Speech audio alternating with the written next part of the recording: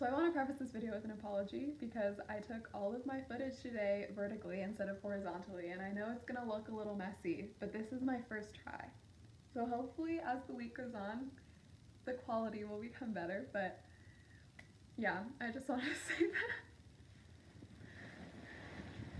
We made it to Tony's house and we had an amazing dinner. Oh my god, it was so good. I should have taken a video. Wow, it was like really nice to just sit down at a big table and eat with everyone, and the food was amazing. It's been a really amazing first day. It's been exhausting, but we left for a flight at 5 in the morning. I didn't record any of it because I was exhausted. But so we landed in Tucson today and we immediately went to the courthouse and we were watching the trials, it wasn't actually a trial. It was the hearing of people who had been apprehended for illegally crossing the border. And it's part of Operation Streamline, which basically there was like a line of probably like 8 people. There were mostly men, but some women. And they were lined up in front of the judge. They each had their own lawyer. And the judge would basically say, okay, this is what you've done wrong. You can either go to trial or waive your right to a trial and serve time and then get deported, basically. And it's so monotonous and so quick. It's like he said the name of the person and then would give them their options and they would say yes or no. Occasionally, one of the lawyers would say, my client is requesting refugee status or is requesting an interview in order to apply for refugee status or for asylum. And that was really it. He told us, oh my god, what did he say? He said that the goal for every day is to try and hit 75 people a day, to basically go through 75 people and deport 75 people per day, which is insane. And that's kind of the whole point of the Operation Streamline. And it was the feeling in the courtroom, it's hard to describe because it's very orderly. They walk in a line, they sit down, they wait for their name to be called, they stand up, their lawyer answers a question, then they answer the questions, and then they walk out, basically. And they're shackled, which was, I think that was kind of the hardest part. It was that was the least humane to me, was the fact that they were shackled. And these are all non-violent offenders. Their only crime is that they crossed the border illegally, which is really, it's so dehumanizing and literally each person has probably 5 minutes less, max 5 minutes per person. And it was strange. It was hard to describe the feeling in the room because it was calm and orderly, but also you knew that this person was going to be deported back to a place that they were so desperate to leave. And there's really nothing calm and orderly about that. It was very contradictory, and it was an interesting experience. And it really kind of threw us right into the mix. We were there was no downtime. We got off the plane and we were in the program, and it was really eye-opening.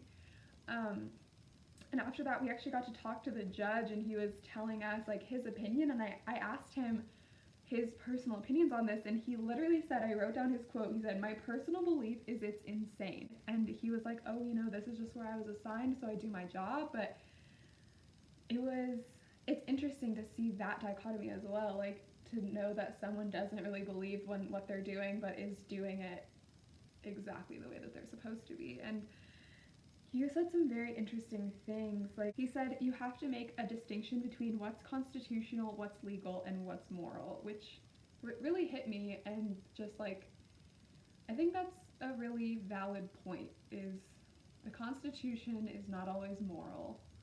What's legal is not always moral, and in the case of U.S. history, often isn't. So I guess I can appreciate that as a judge he has that perspective, but it doesn't seem like he was doing much to actually make a difference in the system that he didn't believe in, because he kind of put it on the executive branch and on the legislative branch, and like he just as a person of the judicial branch is there to uphold those rules. And then after that, that was intense. It was an intense way to start. And after that, we went and talked to Juanita Molina, and she gave us so much valuable information about her program. She is a head of the Border Action Network, and so she talks to everyone. She talks to elected officials, she talks to Border Patrol agents, she talks to migrants, she talks to people who are affected by having families that are mixed status. So maybe the kids have legal status in the US, but their parents don't. And like, if their parents aren't legal and are living in the US, like the border politics are so harsh that like, and especially in Arizona, she mentioned the bill SB 1070, which is an Arizona law that basically makes it legal. I mean, I don't think it's too far to say that it makes racial profiling legal. Like, she told us a story of her own experience where she was just taking a walk and she was asked by a border agent, or I can't remember if it was a border agent or a policeman, but she was asked to show her documentation. And she was on a walk. Like, that is not legal. There was no indication that she was breaking any laws or that she wasn't a citizen or anything. And she literally had to take the agent back to her house, show the agent her ID, and be like, yes, I am a citizen here. And like, that's ridiculous. Like, that is interrupting her entire life just to, I couldn't fathom that. And like, that's the reality for so many people, and people who want to cross the border for a multitude of reasons. I mean, honestly, right now, I feel like after this experience and after this day, like, this was a lot. And it's like I've already learned so much, and then also like talking to Juanita and seeing these hearings, I was like, wow, I really know nothing.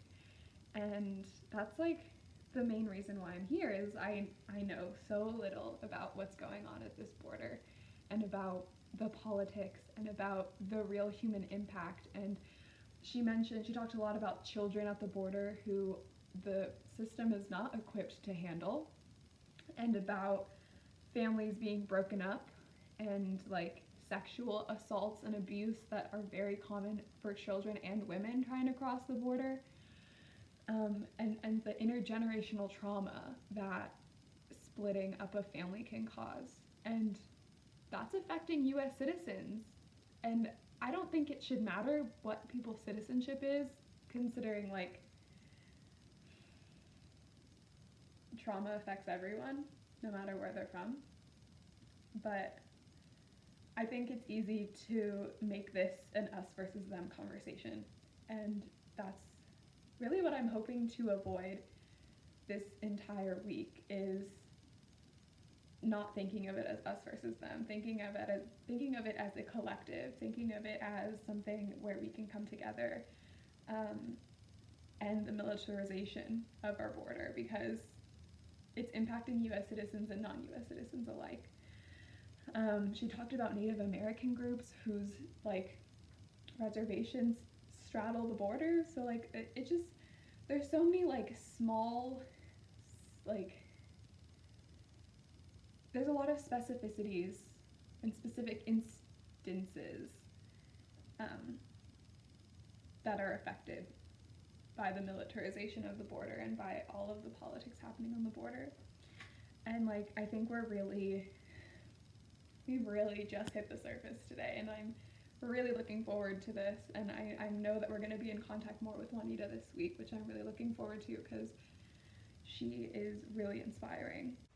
So apparently I don't know how to do an outro, but thank you for watching my video on day one. I'm really looking forward to the rest of the week and getting more footage and documenting the whole process. And yeah, thanks for watching.